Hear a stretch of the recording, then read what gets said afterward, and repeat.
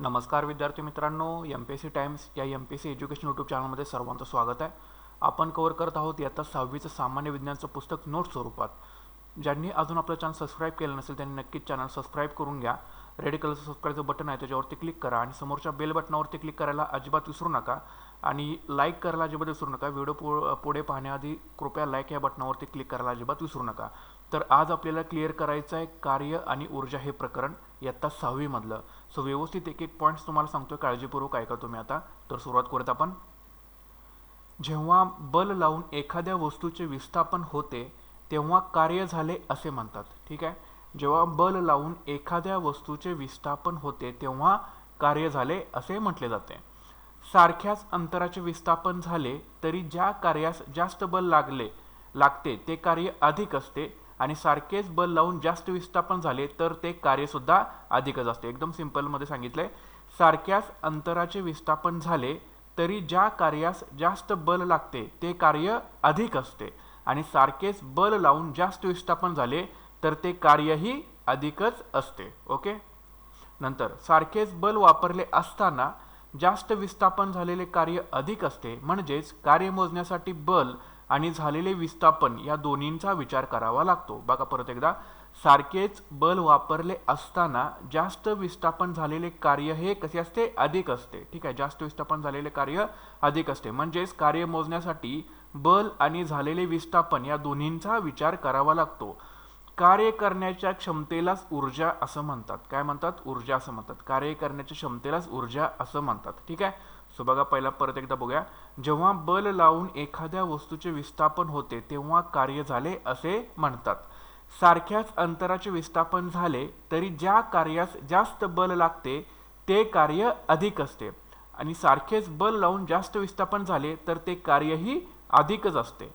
सारखेच बल वापरले असताना जास्त विस्थापन झालेले कार्य हे अधिक असते. म्हणजेच कार्य मोजण्यासाठी बल आणि झालेले विस्थापन दोन्हींचा विचार करावा लागतो. कार्य करण्याच्या क्षमतेलाच ऊर्जा असं म्हणतात. ठीक आहे, लक्षात ठेवा.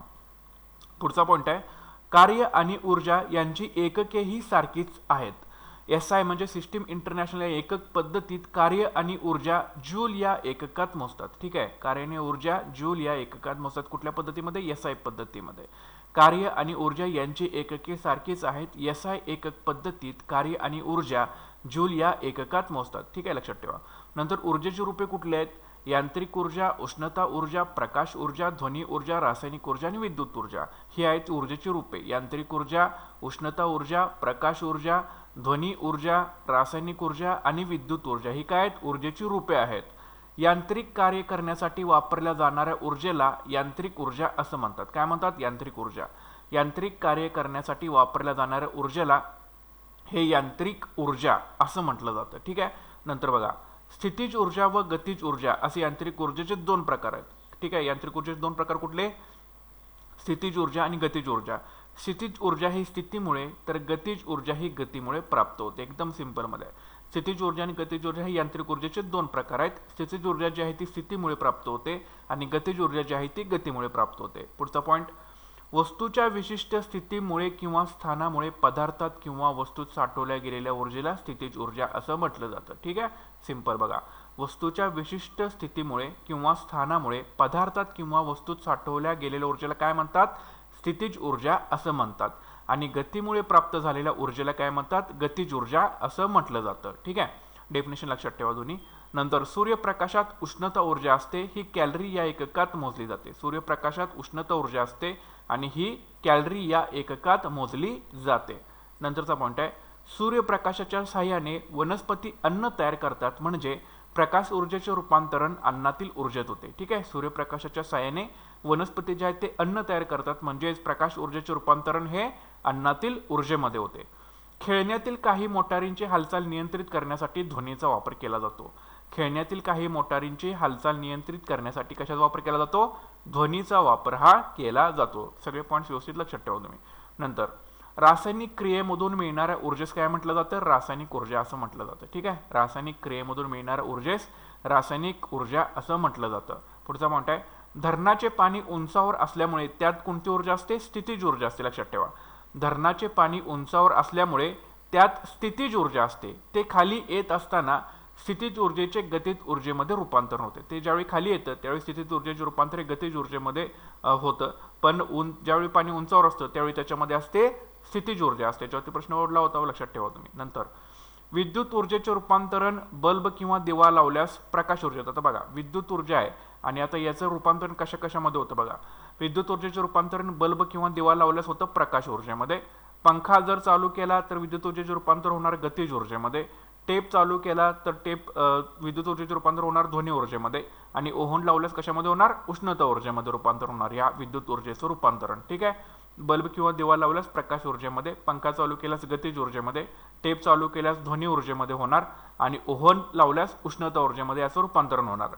सर्व ऊर्जा रूपांतरणामध्ये अप्रत्यक्षपणे सूर्याच्याच ऊर्जेचा उपयोग आपण करत असतो. म्हणजेच सूर्य हा सर्व ऊर्जांचा प्रमुख स्रोत आहे. कोण? सूर्य हा सर्व ऊर्जांचा प्रमुख स्रोत आहे. सर्व ऊर्जा रूपांतरणामध्ये अप्रत्यक्षपणे सूर्याच्याच ऊर्जेचा उपयोग आपण करत असतो. म्हणजे सूर्य हा सर्व ऊर्जांचा काय प्रमुख स्रोत आहे. नंतर ऊर्जा मिळण्याची साधने म्हणजे ऊर्जा स्रोत होय. ऊर्जा मिळण्याची साधने म्हणजे काय? ऊर्जा स्रोत होय. ऊर्जा स्रोतांचे दोन प्रकारात वर्गीकरण करता येईल. एक म्हणजे पारंपरिक ऊर्जा स्रोत किंवा अनवीकरणीय ऊर्जा स्रोत. नाव लक्षात ठेवा, अनवीकरणीय ऊर्जा स्रोत. आणि दुसरा आहे अपारंपरिक ऊर्जा स्रोत किंवा नवीकरणीय ऊर्जा स्रोत. आता याच्यामध्ये कन्फ्यूज होऊ नका अजिबात. अनवीकरणीय ऊर्जा स्रोत आणि नवीकरणीय ऊर्जा स्रोत हे दोन शब्द लक्षात ठेवा तुम्ही चांगल्या पद्धतीनं. सो ऊर्जा मिळण्याची साधने म्हणजे काय? ऊर्जा स्रोत आणि ऊर्जा स्रोताचे दोन प्रकारात वर्गीकरण करता येतं. पारंपरिक ऊर्जा स्रोत किंवा अनवीकरणीय ऊर्जा स्रोत आणि अपारंपरिक ऊर्जा स्रोत किंवा नवीकरणीय ऊर्जा स्रोत.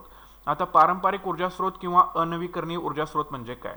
सो पारंपरिक ऊर्जा स्रोतामध्ये गाई म्हशींच्या शेणापासून बनवलेल्या गोवऱ्या असतील, वनस्पतींचा पालापाचोळा असेल, तसेच लाकूड, कोळसा किंवा अलीकडील काळातील जीवाश्म इंधने जसे पेट्रोल, डिझेल, नैसर्गिक वायू यांचा समावेश या पारंपरिक ऊर्जा स्रोत किंवा अनवीकरणीय ऊर्जा स्रोतामध्ये होतो. ठीक आहे. गाई म्हशींच्या शेणापासून बनवलेल्या गोवऱ्या, वनस्पतींचा पालापाचोळा, लाकूड, कोळसा व अलीकडील काळातील जीवाश्म इंधने जसे पेट्रोल असेल, डिझेल असेल, नैसर्गिक वायू असेल यांचा समावेश हा पारंपरिक ह्या ऊर्जा स्रोत किंवा अनवीकरणीय ऊर्जा स्रोतामध्ये होतो. हे ऊर्जा स्रोत जे आहे ते आपल्याला पुन्हा निर्माण करता येत नाहीत. ठीक आहे. हे ऊर्जा स्रोत एकदा वापरले की आपल्याला ते पुन्हा निर्माण करता येत नाहीत. म्हणून त्याला काय म्हणायचं? पारंपरिक ऊर्जा स्रोत किंवा अनवीकरणीय ऊर्जा स्रोत. पुन्हा निर्माण करता येत नाहीत. नंतर आहेत अपारंपरिक ऊर्जा स्रोत किंवा नवीकरणीय ऊर्जा स्रोत म्हणजे काय? तर याच्यामध्ये कोणाचा समावेश होतो बघूया आता. सौर ऊर्जा असेल, पवन ऊर्जा असेल, सागरी ऊर्जा असेल, जलविद्युत ऊर्जा असेल, समुद्रातील लहरीपासून मिळणारी ऊर्जा असेल, अणुऊर्जा असेल यांचा समावेश जो आहे हा अपारंपरिक ऊर्जा स्रोत किंवा नवीकरणीय ऊर्जा स्रोतामध्ये होतो. सौर ऊर्जा, पवन ऊर्जा, सागरी ऊर्जा, जलविद्युत ऊर्जा, समुद्रातील लहरीपासून मिळणारी ऊर्जा आणि अणुऊर्जा. ठीक आहे. नंतर सौर ऊर्जा उपयोगात आणण्यासाठी नवनवीन साधने विकसित करण्यात आलेली आहेत. जसे काही सौर चूल असेल, सौर जल तापक असेल, सौर शुष्कक असेल, सौर विद्युत घट असेल, हे आहेत ते नवीन नवीन साधनं जी आहेत ती सौर ऊर्जा उपयोगात आणण्यासाठी विकसित केलेली आहेत. सौर चूल, सौर जल तापक, सौर शुष्कक, सौर विद्युत घट अशा पद्धतीनं. नंतर युरेनियम आणि थोरियम यासारख्या जड मूलद्रव्यातील अणूंच्या विघटनातून निघणाऱ्या उष्णतेचा वापर करून वीज निर्मिती केली जाते. ठीक आहे. युरेनियम आणि थोरियम ही जड मूलद्रव्ये आहेत. ह्या मूलद्रव्यातील अणूंच्या विघटनातून निघणाऱ्या उष्णतेचा वापर करून वीज निर्मिती जी आहे ती केली जाते. सो ही दोन तुम्ही जड मूलद्रव्ये लक्षात ठेवा, युरेनियम आणि थोरियम. नंतर ज्या ऊर्जा स्रोतांच्या वापरांमधून कार्बन धूर व त्याचे विविध घटक जसे कार्बन डायऑक्साईड, कार्बन मोनॉक्साईड निर्माण होत नाहीत अशा स्रोतांना हरित ऊर्जा स्रोत असं म्हटलं जातं. ठीक आहे. ज्या ऊर्जा स्रोतांच्या वापरातून कार्बन धूर व त्याचे विविध घटक जसे कार्बन डायऑक्साईड असेल किंवा कार्बन मोनॉक्साईड असेल जे निर्माण होत नाहीत अशा ऊर्जा स्रोतांना हरित ऊर्जा स्रोत असं म्हटलं जातं. सो हे तुम्ही लक्षात ठेवा.